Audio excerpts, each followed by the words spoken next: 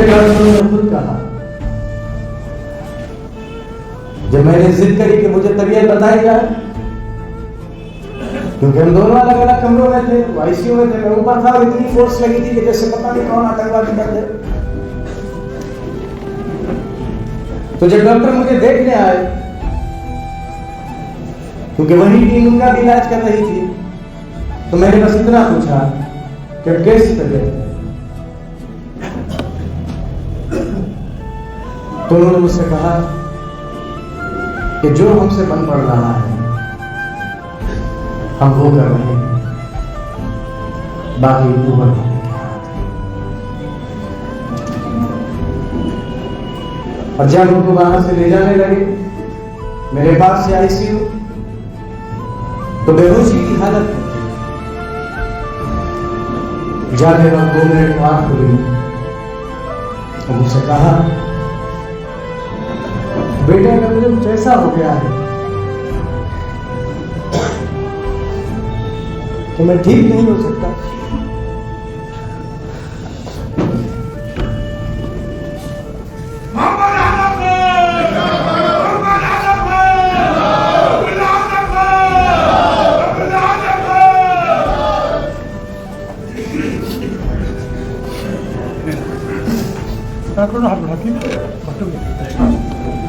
तो जो हो वो अपने घर जाके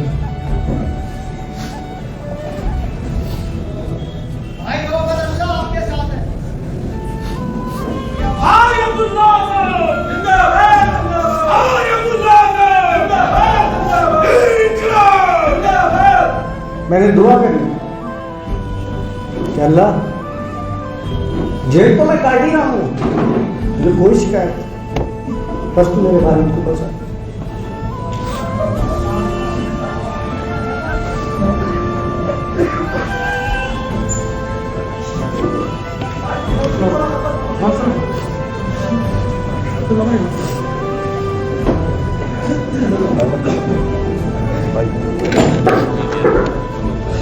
और जिसने अपनी साबित कदमी से ये साबित किया कि पहाड़ अपनी जगह छोड़ सकता है, लेकिन आजम खान किसी के आगे छोड़ नहीं सकता, क्योंकि आजम खान सिर्फ न सांसद है,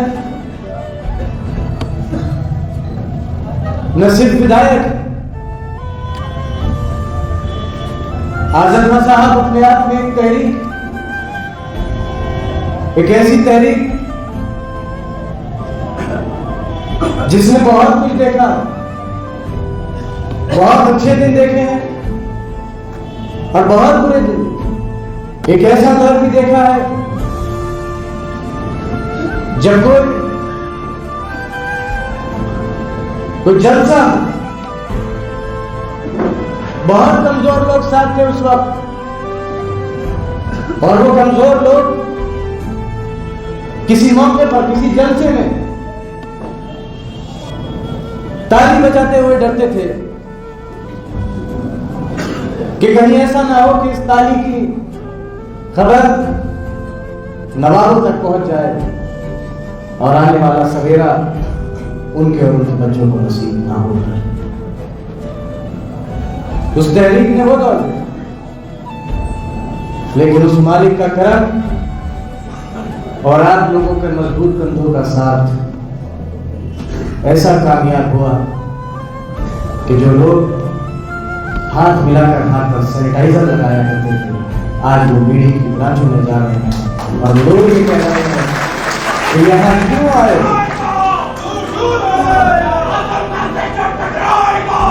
नारेबाजी ये आपकी बात, कौन नहीं जानता इस तारीख को। यहां पर जितने सीनियर लोग बैठे हैं वो सब इस तारीख से वाकिफ हैं। मेरे साथ जो हुआ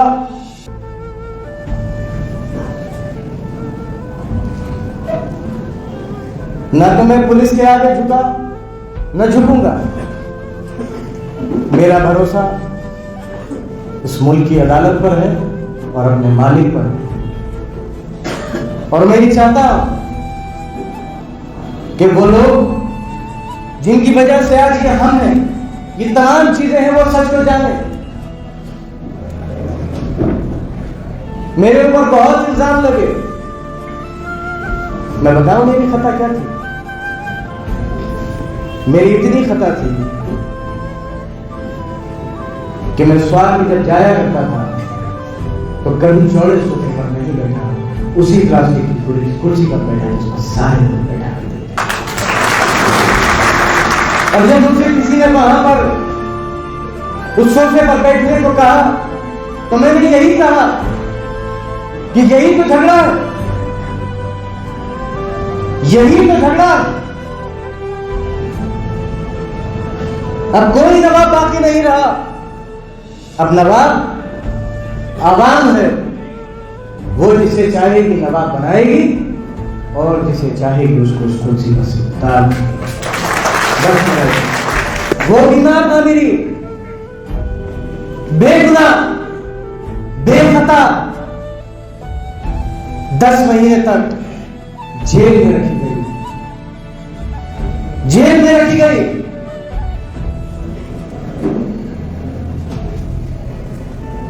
हफ्ते में एक बार सिर्फ 10 मिनट के लिए मिलवाया जाता था सनीचर के रोज, 10 मिनट। और जो सिपाही महिला बैरिक की ड्यूटी पर होता था, अगर मुझे कभी मिल जाया करता था तो मैं पूछता था ठीक तो है। सनीचर के अलावा बस एक रोज उससे मुलाकात हो रही थी। वो बीमार औरत अपने बैरिक से निकलकर बाहर गई, रो रही थी और कंधा टूट गया। उसके बाद भी इस नाइंसाफी को करने वालों ने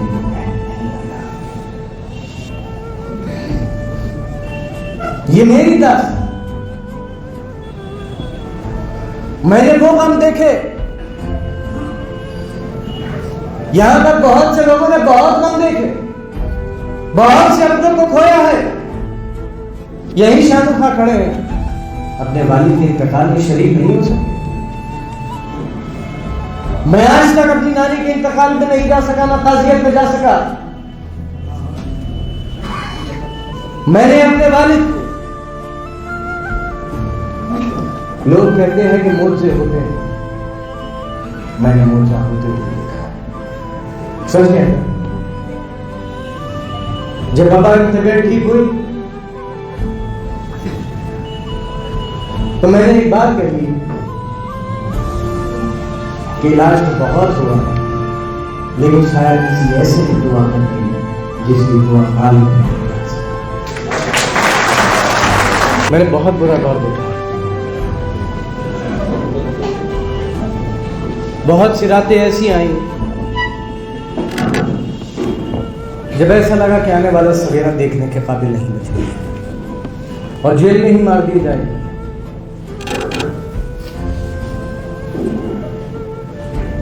तमाम बातें, पूरा इलेक्शन है, आप सबसे मुलाकातें भी होंगी, लेकिन एक बात बस कह रहा हूं, जब लोग जेल में मुलाकात करने आते थे तो वो यही कहते थे कि आजम भाई जब से आप गए हो ऐसा लगता है कि सर पे से सरपरस्ती खत्म हो गई है।